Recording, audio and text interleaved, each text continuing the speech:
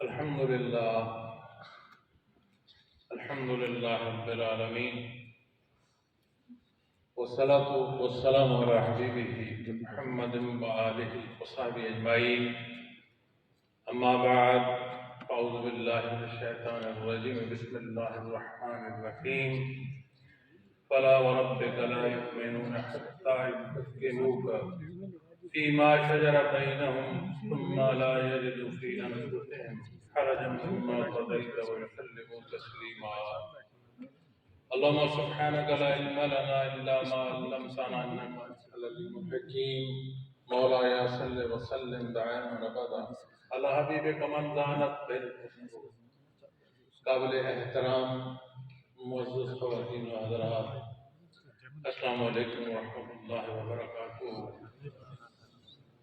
اللہ کریم کا احسان ہے، اللہ جل شانہ نے ہم تمام بہن بھائیوں کو دین اسلام پر یہاں جمع فرمایا. یہ خوبصورت اور باعث رحمت ساتیں ماہ مبارک ربیع الاول کی عطا فرمائی. یہیں اسی حال میں کچھ سال پہلے حضرت رحمت اللہ تعالیٰ علیہ کی معیت میں ماہ مبارک ربیع الاول کے حوالے سے بحثت رحمت عالم صلی اللہ علیہ وسلم کا پروگرام، اس کے انعقاد اور اس میں شریک ہونے کی سعادت نصیب ہوئی. جہاں ڈاکٹر صاحب کھڑے ہو کر تعارف کرا رہے ہیں، یہیں کھڑے ہو کر چند گزارشات میں نے پیش کی تھی.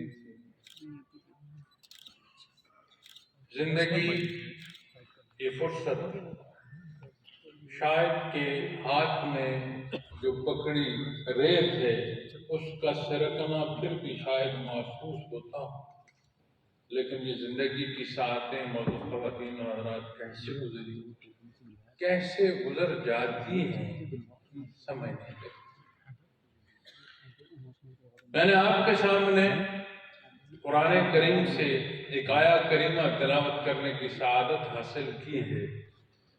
ترجمہ کرتا ہوں، پھر جو بات ابتداءً شروع کی ہے چند گزارشات پیش کر کے اس کی تفسیر بھی عرض کرتا ہوں. چونکہ موضوع بعثت رحمت عالم صلی اللہ علیہ وسلم ہے.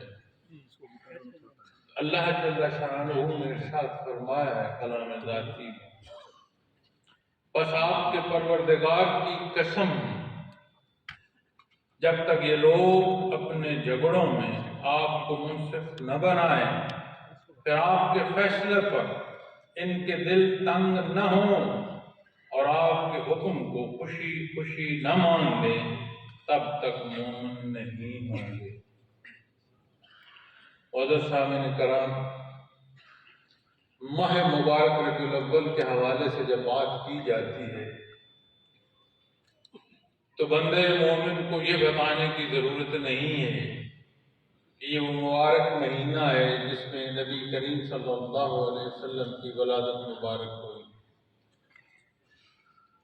اسی ماہ مبارک میں موضوع ولادت باسعادت کے ساتھ بعثت رحمت عالم صلی اللہ علیہ وسلم کے عنوان سے اس محفل کا انعقاد کرنا، یہاں بات آتی ہے کہ یہ پہلو بھی عرض کرتا جائے. عام الفیل کا سال، ربیع الاول کا مہینہ، یہ وہ حصے ہیں جہاں کل اجماع ہے، اختلاف رائے نہیں، لیکن 7، 8 سے 12 تک مختلف تواریخ جو ہیں ان پر بحث آتی ہے کہ کون سا دن جو ہے وہ ولادت مبارک کا صلی اللہ علیہ وسلم کا. کثیر جو اجماع ہے وہ 9 ربیع الاول کا ہے، لیکن 12 ربیع الاول تک بات ہے. بات 8 سے 12 کی ہو، لیکن جو یقینی بات ہے وہ ولادت باسعادت صلی اللہ علیہ وسلم کی ہے. ماہ مبارک ربیع الاول وہ سال کہ جب مکہ المکرمہ پر بادشاہ حملہ آور اور اپنی طاقت اور فوج کا نشہ رب کائنات نے ایک معمولی پرندے سے اسے ایسی شکست فاش عطا فرمائی کہ قرآن کریم اسے کھایا ہوا بخش بیان فرماتا۔ معزز سامعین کرام، جہاں روایات نبی کریم صلی اللہ علیہ وسلم کی ولادت باسعادت کے ساتھ انوارات کے ظہور، فرشتوں کے ظہور، ایسی روشنی کہ جس روشنی میں کیسر و کسریٰ کے محلات کا نظر آنا، کسریٰ کے محل کی 14 کنگرے گر جانا، بے شمار پہلو جو ہیں وہ بیان کیے جاتے ہیں، اور بنیادی طور پر جب رب کائنات یہ ارشاد فرماتے ہیں وَمَا أَرْسَلْنَا إِلَّا رَحْمَةً لِلْعَالَمِينَ، تو معزز سامعین کرام، ایک ذات ہے جو خالق ہے، اللہ رب العالمین، باقی جو کچھ ہے کیا ہے؟ مخلوق۔ اور اللہ جل شانہ نے جب ارشاد فرمایا کہ اللہ کریم نے آپ کو مخلوق کی طرف باعث رحمت پیدا فرمایا، تو سمجھ آتی ہے کہ خالق کی رحمت جو مخلوق کو نصیب ہو رہی ہے اس کی نسبت نہ سے قرآن بیان فرمایا۔ تو جب اس اظہار محبت کی بات آتی ہے، ضروریات زندگی کو ہم دیکھتے ہیں، اپنی خواہشات کو دیکھتے ہیں، زندگی کے تسلسل اور ان پہلوؤں اور باریکیوں کو دیکھتے ہیں، تو سمجھ آ جاتا ہے کہ آج جو مجھے ضرورت پیش آ رہی ہے اس کی تکمیل یہ اللہ کی رحمت یقیناً ہے، کوئی شک نہیں، لیکن کلی بات یہاں نہیں آتی تو تھا نہیں، تیرے نہ ہونے کو اس نے ہونا عطا فرمایا، اسے کس درجے میں لکھیں؟ تو یہ اللہ کی رحمت ہے۔ اس نے کتنے ہی گروہ پیدا فرمائے مخلوق کے، تجھے گروہ انسانی میں پیدا فرمایا، جسے اشرف المخلوق ہونے کا شرف عطا فرمایا، اسی کہانی تو سمجھ آتی ہے لمحہ لمحہ لہجہ لہجہ اس کی عطا ہے، اس کی رحمت ہے، اس کا کرم ہے، اور لمحہ لمحہ اور لہجہ لہجہ ضرورت ہے مخلوق کی اس کی رحمت، اور وہ غفور الرحیم عطا فرماتا ہے۔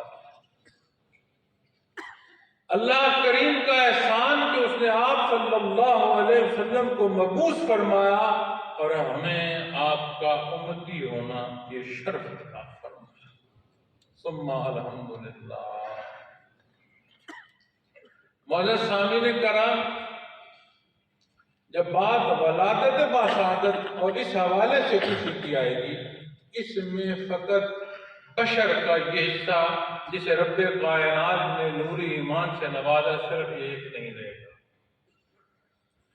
آپ فضاؤں کی روانی کی بات کریں، انہی ہواؤں کا بادلوں کو لہراتے ہوئے ایک جگہ سے دوسری جگہ پہنچانے کی بات کریں، زمین کے رنگ کی بات کریں، نیلے آسمان اور اس کی وسعتوں کی بات کریں، چاند ستارے سیارے سورج کس کس کی بات کریں، ہر شے جو مخلوق وسعتوں سے آ کے خواب کے ایک ذرے تک آؤ، ہر شے جو خلق اللہ کریم کی رحمت ہے، اور آپ صلی اللہ علیہ وسلم کو اللہ کریم نے مجسم رحمت مبعوث فرمایا۔ تو جب بات اظہار تشکر کی آئے گی تو بات تو صرف بندے مومن کی نہیں رہے گی، تو جب بات مخلوق کی آئے گی تو کون سا پیمانہ ہے جو یہ شمار کر سکے کہ اللہ کریم کی کتنی مخلوق ہے، کتنے پہلو ہیں، کون سی تسبیح ہے، کیا حصے اس نے اس کے لیے پسند فرمائے؟ یہ ایسا بحر ہے جس کا کنارہ مخلوق کی دسترس سے باہر۔ یقیناً اظہار محبت، عقیدت، احترام ضرور منانا ہے۔ بنیادی طور پر جب بات بیسک کے حوالے سے آپ کریں گے تو یہاں نقطہ جو عرض کرنا چاہتا ہوں، یہیں اسی پلیٹ فارم پر کھڑے ہوئے بھی چند گزارشات 5-6 سال پہلے پیش کی تھی۔ تب وہ موقع تھا جب شیخ المکرم حیات تھے، آپ تشریف فرما تھے، آپ کے ساتھ رفقا تشریف رکھتے تھے، ان کا بھی شکریہ ادا کیا۔ آج جو ہمارے بڑے پیارے ہمارے درمیان تشریف رکھتے ہیں، ہماری مائیں بہنیں بیٹیاں، آپ حضرات، سب کا یہ جو جمع ہونا ہے، اس حوالے سے بھی دعا ہوں، مشکور بھی ہوں، اور شکریہ ادا کرتے ہوئے یہ بھی سوچتا ہوں، ڈرتا ہوں، یہ امت محمد رسول اللہ صلی اللہ علیہ وسلم کے افراد ہیں، انہیں یہ کہنا کہ آپ کی محبت میں جمع ہونے پر آپ کا مشکور ہوں، تو میں کون ہوں اس شکریہ کے ادا کرنے والا؟ یہ تو وہ محبت ہے جس کا اظہار بندہ مومن اپنی محبت اپنے امتی ہونے کی حیثیت سے کرتا ہے، کوئی دوسرا اس کا شکریہ کیسے ادا کر سکتا ہے؟ یہ وہ انداز ہے جو اللہ اس کے بندے کے ماں بہن ہے، وہاں کون داخل ہو سکتا ہے؟ اس انعقاد پر، اس تشریف آوری پر، اس بیٹھنے پر پھر بھی دل چاہتا ہے کہ آپ تمام احباب کا شکریہ بھی ادا کرتا رہوں اور دعا گو بھی رہوں۔ تو جب میں تب عرض کر رہا تھا معزز سامعین کرام، تو میں سوچتا تھا کہ کئی سال ذمہ داری ادا کی، کئی سال۔ اگر آپ اسے یہ کہیں کہ 2 دہائیاں، تو تب اس وقت بھی 2 دہائیاں بنتی تھیں۔ یہ خواہش تھی، یہ تڑپ تھی کہ کہیں کوئی ایک پروگرام ایسا نصیب ہو جس کا انعقاد کیا جائے اور حضرت رحمۃ اللہ تعالیٰ علیہ وہاں تشریف لائے۔ تو یہ انعقاد بھی نصیب ہوا، لیکن میں نے عرض کیا کہ یہ فانی جہان کی جو ساتیں ہیں، فانی ہیں، ہاتھ کی ریت محسوس ہوتی ہے، یہ محسوس بھی نہیں ہوتی۔ اس گزارش کے وقت کو گزرے بھی ماہ و سال میں وقت تبدیل ہو گئی۔ ابھی آ رہے ہیں۔ آج یہاں آپ کے ساتھ ہم کلامی کا شرف نصیب ہوا۔ جو یہاں تشریف رکھتے ہیں، وہاں ہم کلام ہیں، آنکھیں چار ہیں، جانے آنے والے وقت میں کون ہو اور کون نہ ہو۔ لیکن معزز سامعین کرام، دنیا کی زندگی میں لوگ امر حصے ڈھونڈتے ہیں، لیکن وہ یہ بھول جاتے ہیں کہ دنیا ہے ہی فانی۔ کل من علیہا فان وَيَبْقَى وَجْهُ رَبِّكَ ذُو الْجَلَالِ وَالْإِكْرَامِ۔ قائم بالذات صرف اللہ ہے۔ یہ جان ہے فانی، اس فانی جہان میں اپنے حصے کیسے کوئی تلاش کر سکتا؟ لیکن ایک حصہ ایک ہے۔ جب آپ اس موضوع، اس عشق، اس محبت میں تلاش کریں گے تو بے شک رحمت عالم صلی اللہ علیہ وسلم وہ موقع ہے جب وحی الہی کا ظہور ہوگا۔ اللہ کریم نے آپ پر وحی نازل فرمائی، جبریل امین اللہ کریم کا کلام لے کر حاضر ہوئے، اور اس کلام سے نسبت امتی کو ایسی نصیب ہوئی، امتی تک مخاطب ہو گئی۔ معزز سامعین کرام، یہ وہ پہلو ہے جسے بعثت رحمت عالم صلی اللہ علیہ وسلم۔ جب اظہار محبت کی بات آئے گی تو زندگی کے ہر پہلو با مقصد سمجھا جاتا ہے، ہر پہلو کو با مقصد سمجھنا چاہیے، یہ درس دیا جاتا ہے۔ تو جب ہر پہلو کو با مقصد سمجھا جائے، سمجھا جانا چاہیے، یہ بحث زندگی کے ہر پہلو میں میسر آتی ہے، تو جب بات امتی کے رشتے کی آئے گی، جب بات عشق مصطفیٰ صلی اللہ علیہ وسلم کی آئے گی، جب بات بندے مومن کی آئے گی، جب بات اللہ جل شانہ کی اس عطا کی آئے گی، ولادت باسعادت سے بعثت رحمت عالم صلی اللہ علیہ وسلم کے موضوعات آئیں گے، تو یہ جو مخاطبین ہیں، کیا ان کے اظہار محبت کو فقط یہی احترام درکار ہوگا کہ فقط اظہار محبت کی جائے؟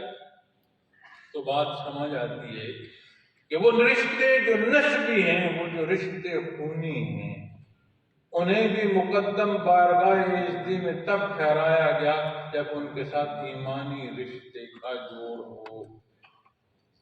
حضرت نوح علیہ السلام نے کشتی ایسی بنائی جیسے اللہ کریم نے بنانا سکھلائی۔ آیت قرآن کریم کی بتاتی ہے کہ میرے حبیب ایسے بناؤ کشتی جیسے ہم تمہیں سکھاتے ہیں۔ وہ کشتی میں سوار ہیں جنہیں تعلق ایمانی نصیب ہے، وہ سوار ہیں، اور لہروں کی دوش پر کون ہے جسے رشتہ نسبی نصیب ہے جو آپ کا خون۔ تو رب کائنات کے حضور اس نسبی رشتے کی حیثیت کوئی نہ رہی، لیکن ایمانی رشتے مقدم ہو کر نوح علیہ السلام کی کشتی پر سوار ہو۔ اسی طرح جب بات اظہار محبت کی آئے گی معزز سامعین کرام، تو یہ تو وہ ابتدا ہے جو رب کائنات نے ایسی عطا فرمائی ہے جو ہر تخلیق کو نصیب ہوئی، وہ پہلو جو خصوصی رشتے قائل قد من اللہ علی المؤمنین، احسان ہے بندے مومن پر رب کائنات کہ آپ صلی اللہ علیہ وسلم کو مبعوث فرمایا۔ جب بات بعثت کی آئے گی، بات حکم کی آئے گی، بات حکم کی آئے گی، تو بات جو دیکھی جائے گی وہ تعمیل۔ جہاں سے حکم ہے وہ مقام کیا ہے جس سے مخاطب فرمایا جا رہا ہے، جہاں تعمیل ہونی ہے وہ جگہ اور وہ مقام کیا ہے، موضوعات پھر یہ چھڑے۔ حضرت رحمت اللہ تعالی علیہ نے خصوصی حکم دیا تھا کہ جہاں تک ہو سکے اس موضوع کے تحت محافل کا انعقاد کیا جائے، اس بات کو اتنا عام کیا جائے، یہ وہ در ہے جہاں محبت بھی اصول و ضوابط کی پابند ہے۔ یہ نہ جانا جائے کہ یہاں عاشق اپنے حصوں سے، اپنی خواہشات سے، اپنی مرضی سے کسی پہلو میں کسی درجے کا کوئی تجاوز، کمی یا بیشی کوئی صورت اختیار کر سکتا۔ آواز آ رہی ہے؟ تو اس لیے معزز سامعین کرام اس موضوع کے تحت آپ کے سامنے حاضر ہیں۔ دعا گو ہوں کہ رب کائنات یہ حقیقت سمجھنے کی توفیق عطا فرمائے، گرد و پیش کے حالات یہ ٹھوکریں اب انہیں میں دستک بھی نہیں کہہ سکتا، کیونکہ دستک کبھی حد و حدود و قیود ہوتی ہے۔ اب تو یہ آوازیں ہمارے گرد و پیش جو پیدا ہو رہی ہیں، جو ہمارے معاشروں کے حالات ہیں، انہیں دستک نہیں، انہیں ٹھوکریں کہا جائے تو شاید پھر بھی یہ حصے کم۔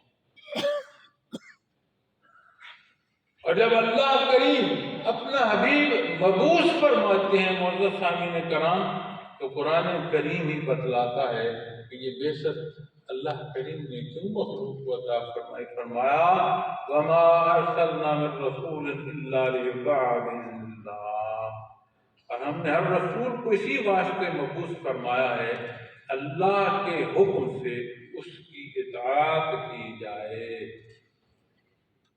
یہ وہ رسول ہے جو کلام ذاتی عشق مصطفیٰ کا مقرر فرما رہا ہے۔ جب بات بعثت کی ہم کریں گے تو بات پھر حکم کی آئے گی، جب حکم کی آئے گی تو تعمیل حکم میں پھر روبرو ہم کھڑے۔ جب بات روبرو کھڑے ہونے کی آئے گی معزز سامعین کرام، پھر نتائج کی بات نہیں ہے، بات کردار کی آئے گی۔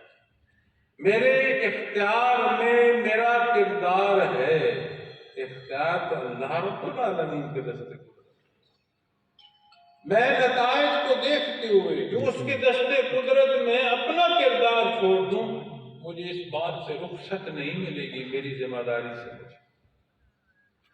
اور اللہ کریم نے قرآن کریم ہی میں اسی آیت کریمہ سے چند آیات پہلے ارشاد فرمایا، وَإِذَا قِيلَ لَهُمْ تَعَالَوْا إِلَىٰ مَا أَنزَلَ اللَّهُ إِلَى الرَّسُولِ رَأَيْتَ الْمُنَافِقِينَ يَصُدُّونَ عَنكَ صُدُودًا، فرمایا اور جب ان سے کہا جاتا ہے کہ جو حکم اللہ نے نازل فرمایا ہے اس کی طرف آؤ، پیغمبر کی طرف، تو آپ منافقین کی یہ حالت دیکھیں گے کہ آپ سے پہلو پہی کرتے ہیں۔ نبی کریم صلی اللہ علیہ وسلم کی خدمت میں ایک معاملہ پیش آیا، اس میں ایک فریق ایسا بھی تھا جو منافقت کر رہا تھا۔ مختلف روایات ہیں جن میں سے پانی کی سینچنے کی بھی بات ہے، بام لین دین کی بھی بات ہے۔ شان نزول میں آپ صلی اللہ علیہ وسلم کا فیصلہ فرمانا، اس پر کسی کا اعتراض کرنا، کسی ایک واقعے میں یہ حصہ بھی ملتا ہے کہ آپ نے جو فیصلہ فرمایا پھر عرض کی اگر اجازت دیں تو ہم یہ فیصلہ حضرت ابوبکر صدیق کے پاس لے جائیں۔ اٹھا لے جائیں۔ صدیق اکبر رضی اللہ تعالیٰ عنہ کو جب معلوم ہوا کہ یہ فیصلہ نبی کریم صلی اللہ علیہ وسلم نے فرمایا، اس کے بعد میرے پاس آئے، آپ نے اٹھا دیا۔ وہاں سے اٹھ کر حضرت فاروق اعظم رضی اللہ تعالیٰ عنہ کے پاس گئے کہ یہ معاملہ ہے اور جو فیصلہ لینا چاہتا تھا، آپ نے فرمایا ٹھہر جاؤ، تمہارا میں فیصلہ کرتا ہوں۔ اٹھ کر اندر تشریف لے گئے، اپنی تلوار لے کر اس کی گردن اڑا کہ تمہیں محمد رسول اللہ صلی اللہ علیہ وسلم کے فیصلے پر عمر فاروق کا فیصلہ درکار ہے؟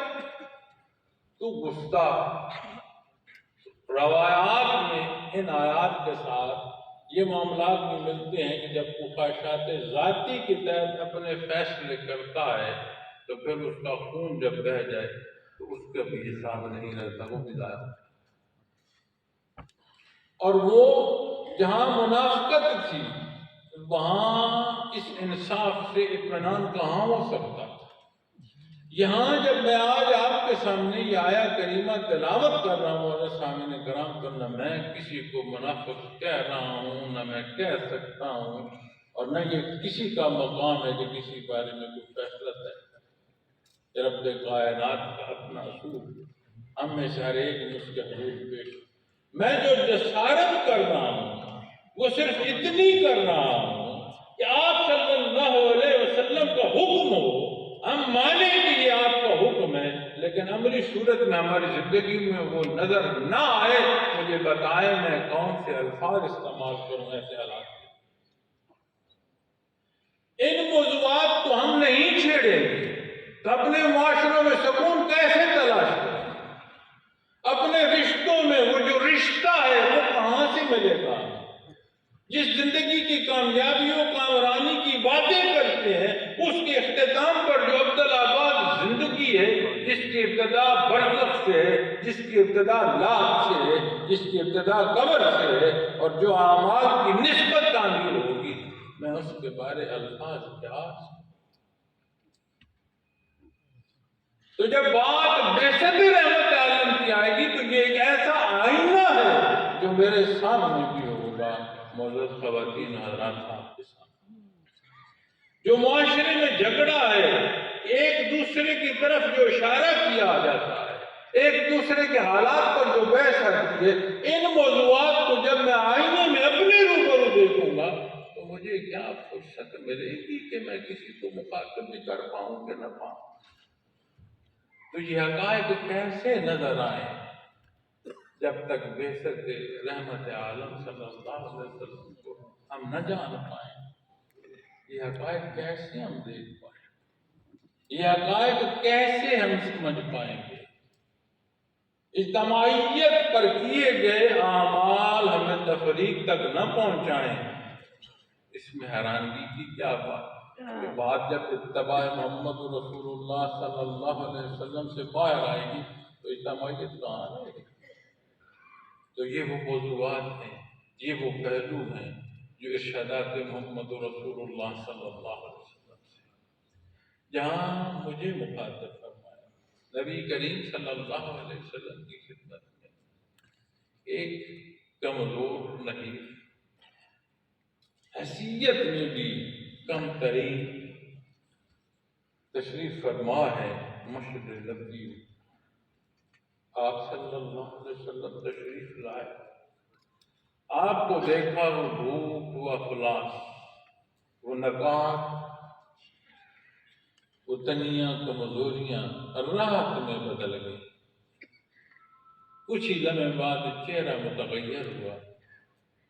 آپ صلی اللہ علیہ وسلم کیسی ذات ہے؟ وہ ذات جس کی عشق و محبت میں کوئی پیمانے کی صورت نہیں رکھتا۔ کیا خوب آپ نے پہچان لیا؟ فرمایا کیا مسئلہ ہے؟ عرض کی یا رسول اللہ صلی اللہ علیہ وسلم کچھ نہیں ہے پاس، کبھی بچوں کو بھی کھانا کھلا پاتے ہیں، کبھی وہ بھی بھوکے سو جاتے ہیں۔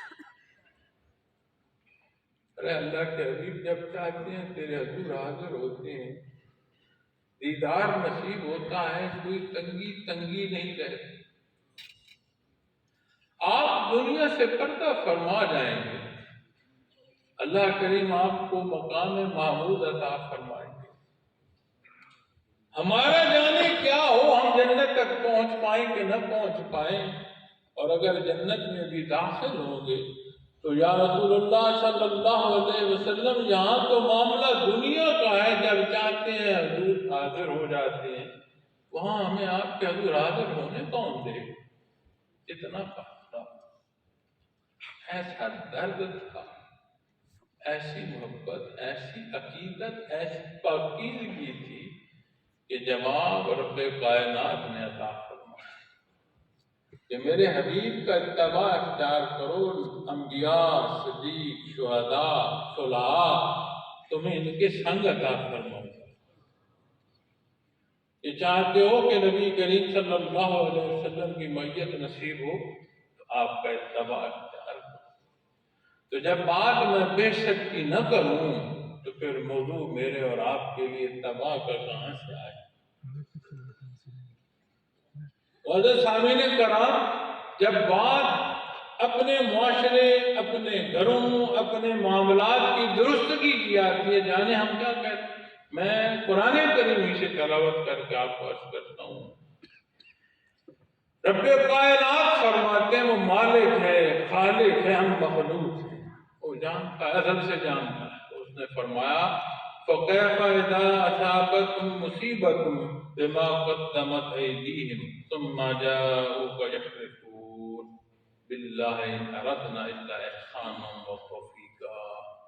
فرمایا پھر کیا حالت ہوتی ہے جب ان کے اپنے اعمال کی وجہ سے ان پر مصیبت پڑتی ہے، پھر آپ کے پاس دوڑے آتے ہیں اور اللہ کی قسمیں کھاتے ہیں کہ ہم نے تو بھلائی اور موافقت کرنا چاہیے۔ ہم غور فرمائیں کہ کوئی عمل جو درست نہ ہو اور ہم اسے اختیار کریں اور اپنی روزمرہ کی زندگی میں دیکھیں اور کسی استفسار پر، کسی پہلو پر ہمارے جواب کیا ہوتے ہیں؟ میں نے تو بھلائی چاہیے، میری تو نیت تھی کہ اچھا ہو، اِنَّا أَرَدْنَا إِلَّا إِحْسَانًا وَتَوْفِيقًا۔ اے مخلوق، تو معذور ہے، وہ خالق جو ہر صفت جو اس کی ذات کا موجود ہے وہ نہیں جانتا کہ تیرے اعتراض کیسے ہوں گے، تو کن حضور کو اختیار کرے گا؟ اور جو اللہ کریم کے حضور وہ خوب جانتا ہے۔ معزز سامعین کرام، جب ہم بات بعثت نعمت علی کی نہیں کریں گے تو یہ حقائق ہم کیسے جان پائیں؟ اولئک الذین یعلم اللہ ما فی قلوبہم، یہ وہ لوگ ہیں کہ اللہ ان کے دلوں کی بات کو خوب جانتے ہیں، اسے معلوم ہے یہ کہہ کیا رہا ہے، کر کیا رہا ہے۔ فَأَعْرِضْ عَنْهُمْ، وَاعِظْ، فرمایا آپ ان کی باتوں کا کچھ خیال نہ کریں، واعظ ہوں، انہیں نصیحت فرمایا۔ اب پچھلا پہلو جو ہے فَأَعْرِضْ عَنْهُمْ، اور ان کی باتوں کا خیال نہ کریں۔ اگر رخ انور ہی پھیر لیا گیا، معزز سامعین کرام، کیا بچے گا؟ کون سا آدمی ہو، آپ کی محبت ہے، احباب کی محبت ہے، یہاں داخل ہونے تک جو احترام، جو اظہار محبت ہے، اس سارے پہلوؤں کو دیکھتے ہوئے شریف کامتا ہے، لیکن زندگی ایک عام آدمی کی ہے۔ یہیں آپ کے درمیان میری برادری بھی ہوگی، میرے دوست بھی بیٹھے ہوں گے، جن کے ساتھ میں ہنستا کھیلتا ہوں وہ بھی بیٹھے۔ کبھی میری کسی بات سے کسی کا دل ایسے دکھا ہوگا کہ میں جان نہ پایا ہوں گا۔ عام آدمی انسان، اس سے غلطیاں سرزد ہوتی ہیں۔ یہی معاملات زندگی میں شب و روز بسر ہوتے ہیں، محنت مزدوری ہے، لیکن اس معاشرے میں رہتے ہوئے کیا کسی بات، کسی پہلو کو آپ کہہ سکتے ہیں کہ آپ نہیں جانتے؟ میں کہہ سکتا ہوں کہ میں نہیں۔ ہمارے لین دین، ہمارا بلانا، ہمارا بیٹھنا، ہمارا اٹھنا، ہمارے رشتے، وہ پہلو جو بڑے تقدس کے تھے، کہاں کیا حشر ہم نے کر دیا۔ وہ کون سے قوانین ہوں گے جن کا اطلاق نہ کیا جائے اور نتائج جو ہیں وہ مانگے جائیں؟ وہ کون سا معاشرہ ہوگا جس میں ہر کوئی اپنے حصے کا کردار ادا نہ کر رہا ہو، معاشرے سے چاہتا ہو کہ مجھے تعمیر مل جائے؟ کون سا ایسا اصول ہے کہ جو ہم سمجھیں کہ ہم نے اختیار کر رکھا ہے، نتائج نہیں مل رہے؟ اور اللہ جل شانہ فرما رہے ہیں اعرض عنہم، اے میرے حبیب ان باتوں پر توجہ ہی نہ دیں۔ اگر رخ انور پھر گیا معزز سامعین کرام، تاتاری ایک سرے سے اٹھے تھے، دوسرے سرے تک ہر چیز طے و طے کر، وہی جو طے کر رہے تھے وہی اسلام کا جھنڈا اٹھا کر چل پڑے۔ علامہ صاحب یہ بات کہ میں نہیں ہوں گا تو یہ ہوگا، میں نہیں کروں گا تو کوئی کرے گا، یہ بڑی ثانوی ہوگی۔ سب سے پہلے اس نے مجھے شرف بخشا، اپنی عبادت کو پیدا فرمایا، الحمدللہ۔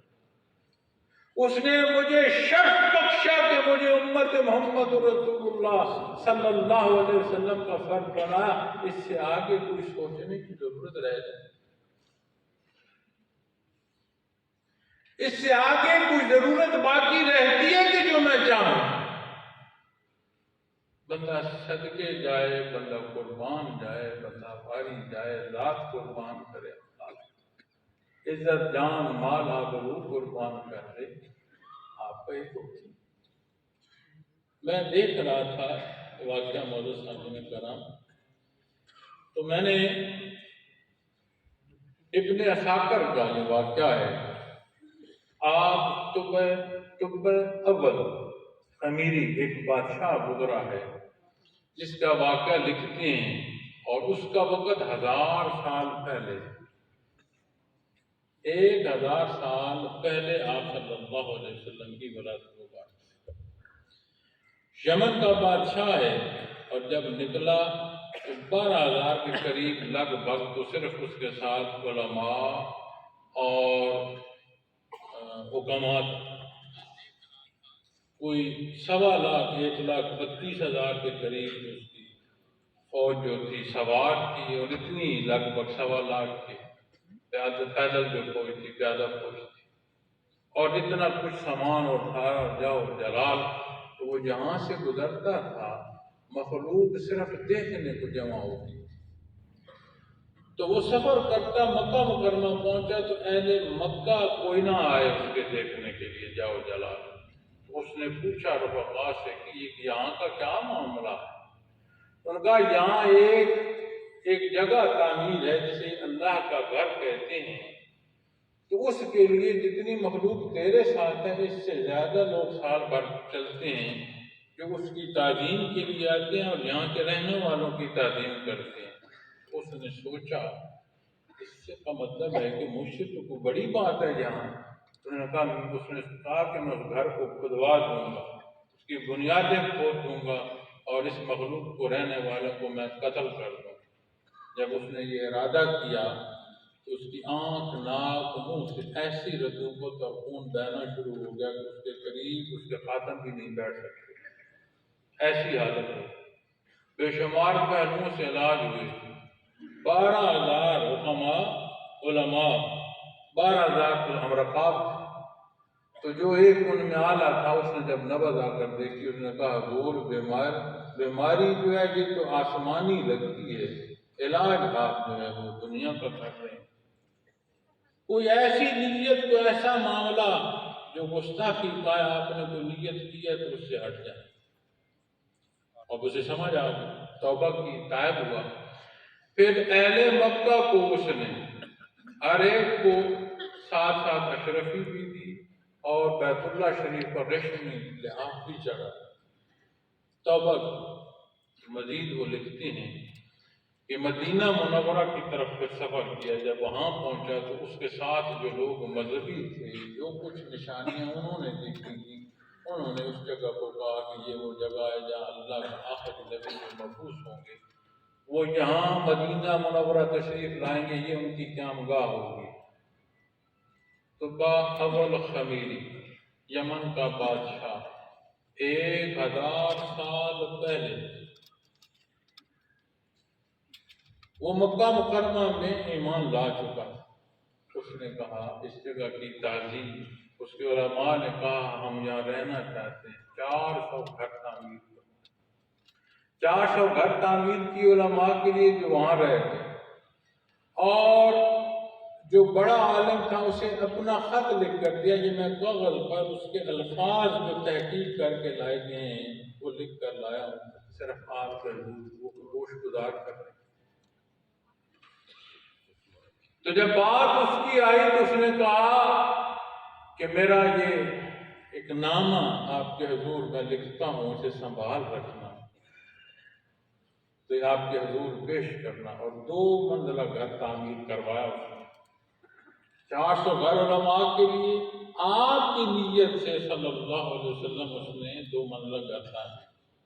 اور جو خط دیا جب نبی کریم صلی اللہ علیہ وسلم مدینہ منورہ پر کی طرف پہنچے، تشریف لائے، آپ جلوہ فروز ہو رہے تھے، بچیاں راستہ دیکھ رہی تھیں، اور اہل مدینہ گلیوں گھروں کی صفائیوں پر لگے تھے۔ ہر ایک کی خواہش کی چاہتا تھا کہ میرے حضور میرے غریب خانے پر تشریف لائیں۔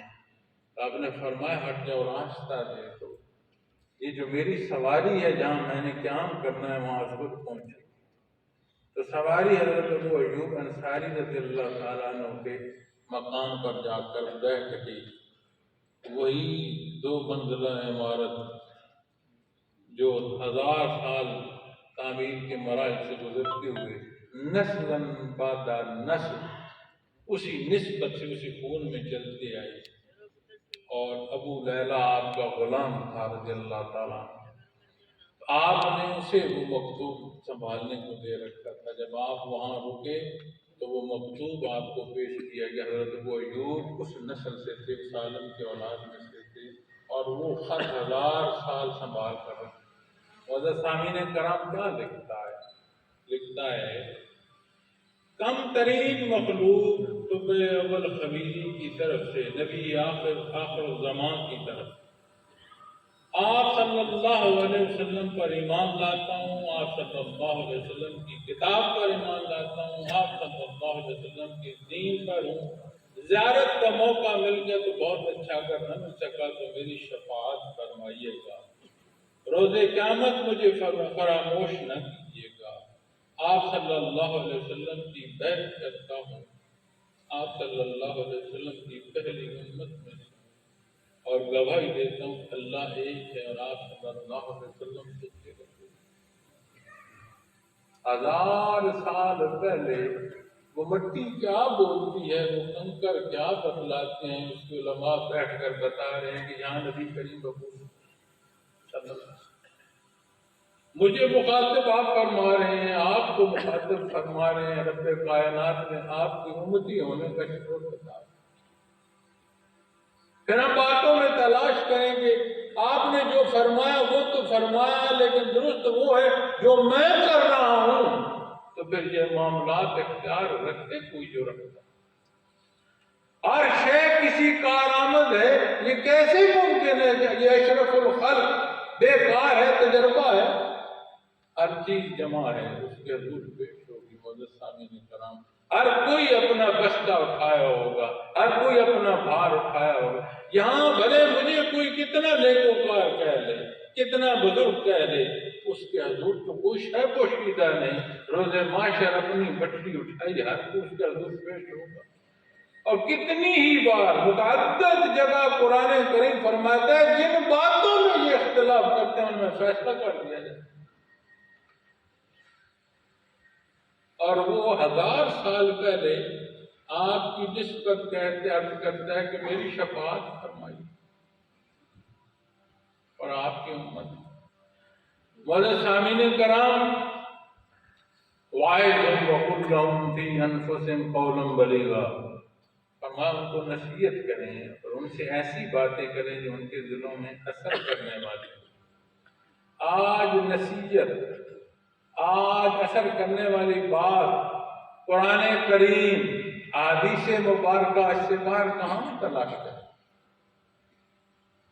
تو تلاش کر کے دیکھیں، وہ غفور الرحیم جس پر ایمان ہے، کہ وہ خالق رازق ہے، تو کیا ہم مخلوق کے دروں کی دستک نہیں دیتے تھے؟ جو اس کا انکار کرتے ہیں ان دروں سے ہم اپنا رزق کی بھیک نہیں مانگتے؟ اور کیا دیکھ، اس موضوع کو چھیڑوں گا تو باتیں تلخ ہو جائیں گی، تو میں نہیں چاہتا کہ یہ اتنا خوبصورت موضوع ہے، اس کے تحت بھی کوئی بات تلخ ہے، لیکن حقائق کو بیان کر، کسی کو عرض کر رہا ہوں خود منافقت کیسے کرتا ہوں، بے شمار اپنی غلطیاں گناہ کمزوریاں ہیں، آپ کا حساب تو میں نہیں کر سکتا کہ آپ کے گوش گزار کو میں مزید پھر نفاق کرتا ہوں، بات کو صاف کرنا۔ تو فرمایا اب علاج، یہ حالات جو ہیں مجھے ضرورت نہیں ہے کہ میں کسی موضوع کو بولوں، کیوں؟ ہم سارے اس میں سے گزر رہے ہیں۔ فرمایا وَلَوْ أَنَّهُمْ إِذْ ظَلَمُوا أَنفُسَهُمْ جَاءُوكَ فَاسْتَغْفَرُوا اللَّهَ وَاسْتَغْفَرَ لَهُمُ الرَّسُولُ لَوَجَدُوا اللَّهَ تَوَّابًا رَحِيمًا۔ قرآن کریم میں لاجتا وہ نبا جو امتی کا آپ صلی اللہ علیہ وسلم سے وہ بھی درس نصیب ہو رہا ہے، جو کمزوریاں خطائیں گناہ جو سرزد ہوئی ان کا علاج بھی بتا رہا ہے۔ کیسے؟ فرمایا اور اگر یہ لوگ جب اپنے اوپر ظلم کر بیٹھے تھے تو آپ کی خدمت میں حاضر ہوتے، پھر اللہ سے معافی چاہتے اور پیغمبر بھی ان کے لیے معافی چاہتا، اور پیغمبر بھی ان کے لیے معافی چاہتے، تو ضرور اللہ کو قبول کرنے والا اور رحمت کرنے والا تھا۔ اب بات ہے معزز سامعین کرام، جاؤگا آپ کے حضور پیش ہوں گے، وہ کیسے خوشبخت، کیسے اللہ کا ان پر کرم اور احسان تھا، کوئی معاملہ پیش آیا آپ کے حضور پیش ہو، آپ کی خاتمہ عزیزہ، آپ کا معمول تھا کہ ان کے پاس تشریف لے جاتے، آپ کا وصال ہوا، آپ نے دار دنیا سے پردہ فرمایا، حضرت بکر صدیق رضی اللہ تعالیٰ عنہ نے فرمایا، حضرت عمر فاروق رضی اللہ تعالیٰ عنہ کہ نبی کریم صلی اللہ علیہ وسلم کا معمول تھا ان کی خیریت پوچھنے جاتے تھے، آئیں ہم بھی ان کے لیے خیریت کے لیے جائیں۔ جب وہاں گئے تو وہ زاروں قطار رو رہی تھی، تو انہوں نے پوچھا، عرض کی، دلاسا دیا کہ یہ جو وصال نبی صلی اللہ علیہ وسلم معاملات دنیا ہے، ایسی دنیا ہے، ایسے ہی حالات ہر ایک نے جانا ہے، اب کیوں رو رہی؟ معزز سامعین کرام انہوں نے جواب بتایا کہ میں جانتی ہوں، میں روش لی رہی ہوں کہ آپ صلی اللہ علیہ وسلم جلوہ افروز تھے، آپ کے جلوہ افروز ہونے سے وہی الہی جبرائیل امین لے کر دنیا پر تشریف لاتے، آپ دائے دنیا سے پردہ فرما کر قیامت تک کلام ذاتی جبرائیل امین لے کر دنیا پر نہیں آئے۔ کیا کیا عقیدت، کیا کیا محبت ہے، تو ضروری ہے کہ آپ کے حضور حاضر ہوا جائے۔ تو آج حاضری کی جو بات آئے گی وہ کیا ہو، جو کچھ آپ نے ارشاد فرمایا، جسے آپ نے اختیار فرمایا اسے اختیار کیا جائے، جس سے آپ نے روکا ہے اسے روکا جائے۔ یہی پہلو ہے جب بعثت رحمت عالم صلی اللہ علیہ وسلم کی بات کریں گے تو یہ باتیں، یہ موضوعات میرے آپ کے سامنے آ جائیں گے معزز سامعین کرام، اور یہ وہ پہلو، وہ درد، وہ دکھ ہے کہ جتنا بیان کیا جائے اپنے معاملات، اپنے حالات ایسے ہیں کہ شاید الفاظ تھوڑے ہوں، کمزوریاں زیادہ ہوں۔ اسی موضوع کے تحت میں یہ بھی عرض کرنا چاہتا ہوں کہ یہ وہ محبت ہے، اسے ایک ماہ مبارک میں نہیں قید کیا جا سکتا، یہ وہ عشق ہے جسے پیمانوں سے نہیں تولا جا سکتا۔ یہاں اظہار محبت جو ہے، جو احترام ہے، جو امتی کا رشتہ ہے، وہ اتباع محمد رسول اللہ صلی اللہ علیہ وسلم سے مزین ہو تو یہ اس رشتے اس صداقت کے ساتھ شہادت. تو میں دعا گو ہوں کہ اللہ کریم یہ مل بیٹھنا بھی قبول فرمائے، آنا قبول فرمائے، انعقاد قبول فرمائے، کمی بیشی گزارشات میں جو لفظ مجھ سے اللہ مجھے معاف فرمائے، یہ حقیقت عطا فرمائے جو ہمارے کردار سے جا آیا. معزز سامعین کرام، اس تعمیر پر وقت لگا ہوگا، اخراجات آئے ہوں گے. آج ابھی ہم اٹھ کر اسے تباہ کرنا شروع کر دیں تو کتنی دیر لگے. کبھی ہم نے دیکھا کہ جو امتی کا رشتہ ہے اس کے تحت ہماری ذمہ داری کیا ہے. کبھی ہم نے غور کیا کہ یہ بات کیا غلط العام ہے کہ ریاست ماں جیسی ہوتی ہے یا واقعی ہی ایسا ہے. کبھی ہم نے دیکھا کہ اتباع محمد رسول اللہ صلی اللہ علیہ وسلم میں ذاتی ذمہ داریاں کیا ہیں اور اجتماعی معاملات میں ذمہ داریاں کیا ہیں. کہ ہماری بیٹیوں بچیوں کی عزتیں لگی، کبھی ہم نے غور کیا. آپ غور کیجئے معزز سامعین کرام کہ انسانی زندگی میں بہت اہم جو حصہ ہے وہ صحت اور بیماری کے حوالے سے یعنی طب کا ہے، میڈیکل سائنسز کا ہے. آپ اسے طب کہیں، میڈیکل سائنسز کہیں، لیکن کیا وہ میڈیکل یا وہ طب یا جو پہلو بھی آپ کہیں صحت اور بیماری کے حوالے سے بحث کرتا ہے لیکن حیات انسانی کی نسبت سے کرتا ہے. اگر حیات انسانی مخدوش ہو جائے، نہ رہے، تو پھر صحت اور بیماری کیسی اور پھر دوا کیسی اور حکمت کیسی. اولیت وہ حیات انسانی کو دیتا ہے. وہ کون سی سیاست ہوگی، وہ کون سا شوق ہوگا، وہ کون سی تعمیر ہوگی جس میں بنیادی طور پر میں وطن عزیز کو مقدم نہ جانوں، کبھی تعمیر نہیں ہوگی. بلا تفریق عرض کر رہا ہوں میرا کسی جماعت سے کوئی تعلق، لیکن اصول عرض کر رہا ہوں کہ طب تب تک رہے گی جب وہ جان بچانے کی بات آئے گی، زندگی اور حیات کی بات آئے گی. اسی طرح جب بات اصول کی آئے گی تو اصول میں بنیادی طور پر ضرورت ہے کہ ملک کا تحفظ پیدا ہو. جب ملک کی بات کرو گے تو کیا ملک ایک ایک حصے کی بات نہیں کرو، ایک ایک ادارے کی بات نہیں کرو. اس بنیادی اصول کو دیکھو کہ بحیثیت مسلمان میں اپنے حصے کا کردار ادا کروں.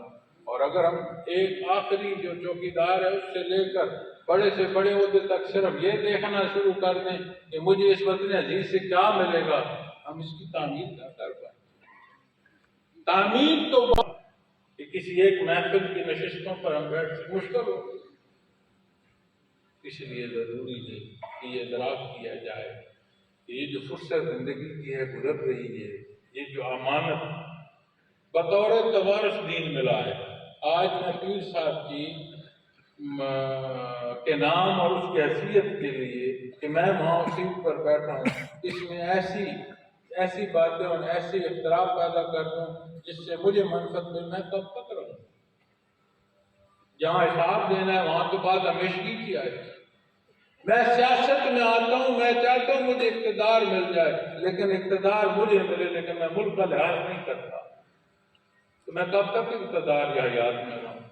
میں کسی ادارے کا سربراہ ہوں اور میں نہیں خیال کرتا کہ میں اپنے ادارے یا ملک کو قوم کو تحفظ دے رہا ہوں یا میری قلم کی ایک جنبش جو ہے وہ میرے ملک کی تکبیر کو وہاں سے کہاں پہنچا دے گی، تو میں کیا کروں. اس لیے عرض کر رہا ہوں کہ ہم میں شہریت کی ضرورت ہے کہ جہاں تک ہو سکے اپنے حصے کا کردار ادا کریں. لیکن ہم کیا سوچتے ہیں ہم بالکل کریں گے، کل سے شروع کریں گے، آج کی عشاء ادا نہیں کریں گے. ابتدا تو آج کی عشاء سے ہونی چاہیے. یہاں بیٹھے ہیں یہاں سے اٹھنے سے ہونی چاہیے کہ میرا بڑا ہے میں اسے لحاظ کروں، اسے راستہ دوں. ماں بہن بیٹی ہے اس کا راستہ صاف کروں. میں 2 قدم پیچھے چل لیتا ہوں، دوسروں کو آسانی ہو. تو جب ابتدا کے لیے منصوبے ہوتے ہیں تو ابتدا نہیں ہوتی. ابتدا کے لیے وہ موقع ہوتا ہے جہاں فیصلہ کرے وہاں اپنی ابتدا کرے. تو میں دعا کرتا ہوں کہ اللہ کریم ہمارے حال پر رحم فرمائے، ہماری کمزوریاں خطائیں گناہ معاف فرمائے، ہمیں اتباع محمد رسول اللہ صلی اللہ علیہ وسلم عطا فرمائے. بحثیت مسلمان ہم بیٹھ سکیں، بحثیت قوم ہم بیٹھ سکیں، بحثیت قوم اپنی قومی اداروں کو ہم سنبھال سکیں، اپنے ملک کی تعمیر اور تحفظ کر سکیں. تب ہمیں سمجھ آئے گی کہ ہماری کمزوریوں سے زیادہ پینیٹریشن ہمیں نقصان پہنچا رہی ہے. درست سمجھ کی ضرورت ہے. اللہ توفیق دے کہ قوانین کا اطلاق مساوات سے ہو. اللہ توفیق دے کہ اپنے حصے کا کردار ہر کوئی اپنی حیثیت میں جہاں ہے وہ ادا کرے. نہیں کرے گا معزز سامعین کرام تو میرا ہاتھ تو بڑھ کر کسی کی گریبان کچھ نہیں پکڑ سکتا. حالات بھی اسے اپنا جواب دیں گے اور اس کے حضور جب پیش ہونا ہے تو معاملہ سخت ہو. آج وہ موقع ہے، اللہ توفیق دے. بحثیت امت ہم کوشش کریں کہ دنیا میں امت میں تک غیر مسلم تک ایک وہ عمل جائے جس کی تربیت نبی کریم صلی اللہ علیہ وسلم نے فرمائی. وطن عزیز میں ایک قومی ہنگامی نصیب ہو، اختلاف رائے ہو. اس اختلاف رائے کو ہم اس درجے پر نہ لے جائیں جو دشمنی جانی دشمنی میں تبدیل ہو جائے. اسی طرح جب ہم اپنے حصے کا کردار ادا کریں گے تو یہاں ہم بیٹھے ہیں، ہم میں کسان بھی بیٹھے ہیں، ہم میں کاروباری طبقہ بھی بیٹھا ہے، ہم میں چوکیداری کی ذمہ داری جو ادا ہو رہی ہے وہاں سے لے کر مقتدر حلقوں تک کے لوگ بیٹھے ہیں، وکلاء بیٹھے ہیں، بیوروکریسی سے لوگ بیٹھے ہیں، مدارس سے لوگ بیٹھے ہیں، علماء الحمدللہ بیٹھے ہیں، ذرائع ابلاغ کے لوگ بیٹھے ہیں. اور معاشرہ کیا ہوتا ہے؟ تو اللہ کریم توفیق دے کہ جہاں ہم ہیں جتنا ہو سکتا ہے ہم اپنے حصے کا کردار ادا کریں. نتائج اس کی دست قدرت ہے. اللہ کریم وہ محبت ہمیں عطا فرمائے جو حقیقی ہے اپنی ذات سے، اپنے نبی صلی اللہ علیہ وسلم سے. آخر میں اسی محبت میں اور اسی درد میں کہ جسے لے کر ہم بات کر رہے ہیں ایک دو شعر آپ کے گزارش کرتا ہوں پھر اجازت میں دعا کر دیں گے. بڑا خوبصورت شعر ہے. ہر کس کے ترا شناس جاں راہ چے کند، ہر کس کے ترا شناس جاں راہ چے کند. کہتے ہیں جو تجھے پہچان جاتا ہے. ایک لہجے کو امتی کی حیثیت سے سوچیے گا. اگلے دن بیٹھا کسی معاملے میں دعا کر رہا تھا. ہر بندے کا ایک اپنا حال ہوتا ہے. تو میں سوچ رہا تھا کیسے کیسے لوگ اس کے حضور ہاتھ اٹھاتے ہوں. قریب میں ماضی قریب میں اللہ کے کیسے کیسے اولیاء اللہ اس کے حضور ہاتھ اٹھاتے. کیا کیا ان کے وجودوں کے اثرات تھے کہ آج ہم ہیں اور کیسے حالات. تو پھر ایک بات جو میرے ذہن میں آئی، جو میرے دل میں آئی، یہاں خانہ دل میں جو صدا آئی اپنی طرف یہ تھی کہ بات میری نہیں ہے تو مجھ پہ غبار ہے گنہگار کا. جو نام لے رہے وہ نام اللہ ہے. تو امتی کے طور پر جب دیکھو گے تو میں کیا دیکھوں اپنے گریبان. بات جس طرف دیکھ رہے ہو جب ادھر کی آئے گی تو ادھر بات ہے محمد رسول اللہ صلی اللہ علیہ وسلم کی. ایک نظر ہے دیکھنا اس پہلو سے. ہر کس کے ترا شناس جاں راہ چے کند، جو تجھے پہچان جاتا ہے اس کے لیے اپنی ذات بے معنی ہو جاتی ہے. جاں راہ چے کند، اس کے لیے جان کی کیا حیثیت ہے. اپنی جان فرزند و عیال و خان و مال راہ چے کند، اہل و عیال گھر بار اشیاء سے وہ بے نیاز ہو جاتا ہے جو تجھے جان دیتا ہے. دیوانہ کنی ہر دو جہانش بخش، دیوانہ کنی ہر دو جہانش بخش. جسے تو اپنا دیوانہ بنا لیتا ہے اسے تو دو جہاں بخش دے. اس کے لیے جسے تو مل گیا اس کے لیے ایسا ہے کہ جیسے اسے دو جہاں بخش دیے گئے. دیوانہ تو ہر دو جہاں راچے کند، پھر آخر میں کہتا ہے لیکن تیرے دیوانے کے لیے دو جہانوں کی مجالس، یعنی یہ عشق کے مصطفیٰ نصیب ہو جائے تو یہ جو دنیا جس کے لیے ہم دھکے کھا رہے ہیں یہ اللہ کبھی بے نیاز کر دیتا ہے، بندہ مستغنی ہو جاتا ہے۔ اللہ کریم اپنی اور اپنے حبیب کی سچی محبت عطا فرمائے، دین اسلام کی سمجھ عمل کی توفیق اور مخلوق تک پہنچانے کی استعداد عطا فرمائے۔ معزز سامعین کرام، یہ جو شعبہ تصوف ہے، سلسلہ نقشبندیہ اویسیہ کی ایک خادم کی حیثیت سے آپ سے عرض کر رہا ہوں، ہر شے کی ایک بنیاد ہے۔ وجود انسانی میں جو بادشاہ ہے یہاں خانے دل، تو ذکر اس میں ذات یہاں نصیب ہو جائے تو یہ ایسا حال بدل دیتا ہے کہ ظاہر اور باطن ایک ہوتا ہے، تفریق نہیں رہتی۔ تو یہ عرض کروں گا کہ یہ بحر ایسا نہیں ہے کہ وہ لوگ جو صاحب الرائے حیثیت رکھتے تھے اپنی ساری زندگی اس بحر میں بسر کر گئے، یہ شے کوئی عام شے نہیں۔ اور غفور الرحیم میں طلب ہو، صدق نصیب ہو تو سبب پہنچ جاتا ہے، سمجھانے کا، سیکھنے کا اسباب پیدا ہو جاتے ہیں۔ اللہ کریم میرا اور آپ کا حامی و ناصر ہو، اللہ کریم یہ دل پر حکمت کو پوچھے۔ وآخر دعوانا الحمدللہ رب العالمین۔ جو